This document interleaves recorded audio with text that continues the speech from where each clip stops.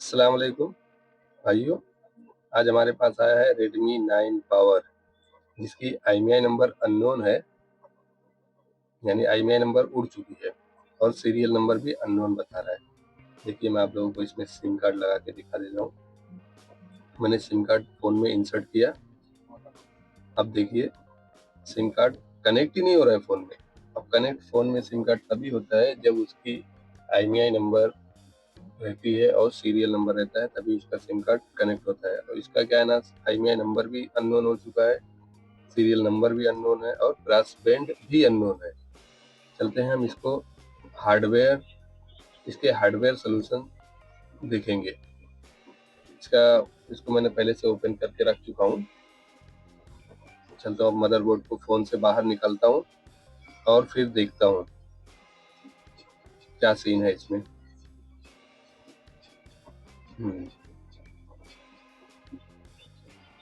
बस, SIM card भी मैंने निकाल लिया है इसका प्रॉपर तरीके से।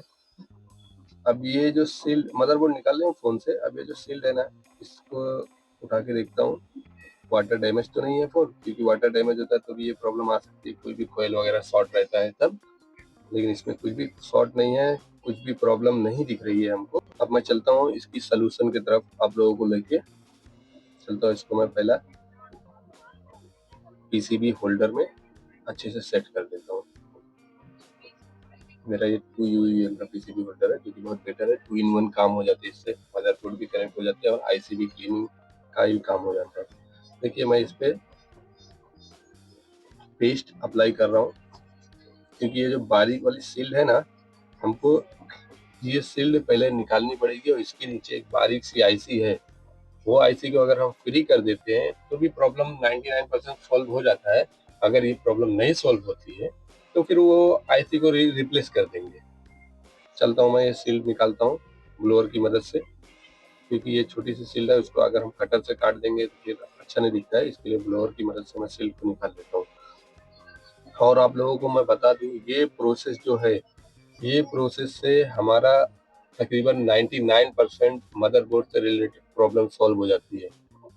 कौन कौन सी प्रॉब्लम सॉल्व होती है, मैं ये भी आप लोगों को बता दे रहा हूँ। नंबर 1, नेटवर्क प्रॉब्लम सॉल्व हो जाती है। Number 2, serial number unknown problem solve हो जाती है। Number 3, SIM not detected problem solve हो जाती है। और नंबर 4, डेड सोल्यूशन, यानी फोन अगर डेड हो चुका है प्रॉपर तरीके से तो भी ये सोल्यूशन से फोन ऑन हो जाता है। अगर इससे नहीं होता है तो फिर उसका अलग अलग भी प्रोसेस है, लेकिन 99% केस में ये सोल्यूशन सबसे बेटर है Redmi 9 प्राइम के लिए। आप लोग देख रहे हैं क्या कर रहा हूँ मैं, ये जो बारीक आईसी है बीच में, उसको फ्री कर दे रहा हूँ। फ्री इसके लिए कर दे रहा हूँ पेस्ट डाल के, रीजन ये है क्योंकि ये जो आईसी होती है वो ड्राई सोल्ड हो जाती है। और अगर ड्राई सोल्ड हो जाती है तो जो भी कनेक्शन यहाँ से क्या होता है ना, जो सीपीयू और पावर आईसी से जो लाइन आती है ना, वो यहाँ से फिल्टर होके जाती है। अगर अपनी लाइन में फिल्टर का कुछ प्रॉब्लम आ जाता है तो फिर कनेक्शन बाईपास नहीं हो पाता है। इसकी वजह से ये प्रॉब्लम आती है। मैं अभी शील्ड भी लगा के फिट कर चुका हूँ। अब मैं फोन को थोड़ा समझो ठंडा होने देता हूँ। अब मैं फोन को मदरबोर्ड में लगाऊंगा और फोन को ऑन करके देखेंगे अपन कि फोन प्रॉपर ऑन हो रहा है और अपना सिम कार्ड डिटेक्ट हो रहा है, या फिर हमारी IMEI नंबर प्रॉब्लम जो थी वो सॉल्व हुई या नहीं हुई। लेकिन 99% केस में ये प्रॉब्लम सॉल्व हो जाती है। चलता हूँ, मैं आप लोगों को फोन ऑन करके भी दिखा देता हूँ। आप लोग बस इतना समझ लीजिए कि Redmi 9 पावर में डेड सोल्यूशन का भी यही प्रॉब्लम है, IMEI नल प्रॉब्लम का भी यही सोल्यूशन है और नेटवर्क प्रॉब्लम का भी यही सोल्यूशन है। मतलब सिम से रिलेटेड जो भी प्रॉब्लम आती है, सबका एक ही सोल्यूशन है। Redmi 9 पावर में all problem and one solution. बस इतना ही समझो। कोई भी प्रॉब्लम हो फोन में, सबसे पहला काम ये करना है, जो प्रोसेस मैं आप लोगों को बताया हूँ, सबसे पहला स्टेप वही करना है हमको। उसके बाद अगर प्रॉब्लम नहीं सॉल्व होती फिर आगे हम देखेंगे। अब मैं चलता हूँ पहला, मेरे ख्याल से IMEI नंबर तो आ चुका है, लेकिन फिर भी मैं चेक कर ले रहा हूँ कि हमारा सीरियल नंबर IMEI नंबर आया है या नहीं आया है। चलता हूँ मैं डायलर की तरफ और डायल करता हूँ *#06#, *#06#। ये देखिए मेरा IMEI नंबर भी आ गया है और सीरियल नंबर भी आ गया, यानी अब हमारा सिम जो है वो डिटेक्ट करने लगा है, यानी फोन में कनेक्ट होने लगा है, लेकिन अभी तक नेटवर्क नहीं आया है। इसकी वजह से हम देखेंगे कि नेटवर्क क्यों नहीं आया है, सिम कनेक्ट हुआ है या नहीं हुआ है, ये भी देखेंगे। देखिए मैं स्लॉट में जा रहा हूँ सिम। अब देखिए मेरा दूसरे सिम में लगा हुआ है, इसमें जियो का सिम है, वो कनेक्ट हो चुका है। अब मैं सिम को निकाल के फर्स्ट वाले में लगाऊंगा कि पहले वाले में भी कनेक्ट हो रहा है कि नहीं हो रहा है। सिम 2 में कनेक्ट हुआ है, अब सिम 1 स्लॉट में लगाता हूँ, देखता हूँ। ये देखिए सिम 1 में भी जियो हमारा आ गया, कनेक्ट हो गया और नेटवर्क भी आ चुका है। फोन में देखिए नेटवर्क भी आ चुका है। हालांकि एक पॉइंट है, छोटी वाली कांडी आई हुई है। क्यों आई हुई है? क्योंकि फोन अभी पूरी तरीके से फिट नहीं हुआ है, इसकी वजह से एंटीना वगैरह नहीं लगे हैं उसके, इसकी वजह से बहुत ही कम रेंज में नेटवर्क आते हैं। यानी नेटवर्क आ चुका है, अब मैं चलता हूँ।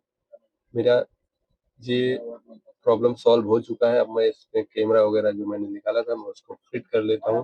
मैं वीडियो को थोड़ा फास्ट फॉरवर्ड कर दिया हूँ, क्योंकि फिटिंग तो सब हर कोई कर लेते हैं। इसके लिए चलता हूँ, देखिए मैं फास्ट फॉरवर्ड करके अब मैं फोन को प्रॉपर तरीके से फिर से ऑन करूंगा और सिम पूरा डिटेक्ट हुआ है, IMEI नंबर चेक करेंगे हम लोग, सिम चेक करेंगे और नेटवर्क भी चेक करेंगे कि नेटवर्क हमारा कितनी कांडी आता है या नहीं आता है, कॉल हमारी लगती है या नहीं लगती है, इंटरनेट चल रहा है कि नहीं चल रहा है, ये सब हम चेक करेंगे।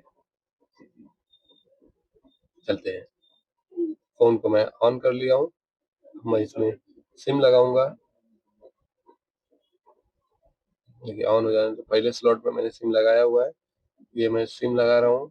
फोन में सिम इंसर्ट हो गया और नेटवर्क भी देखिए फुल आ चुका है। अभी देखिए फुल रेंज नेटवर्क आई हुई है, यानी ये मेथड हमारे फोन को सॉल्व करने के लिए बेस्ट था।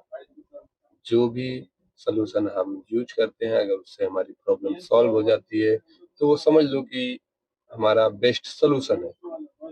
अब मैं दूसरे भी में भी इंसर्ट करता हूँ सिम को और इसमें चेक करते हैं हमारा नेटवर्क आया या नहीं आया।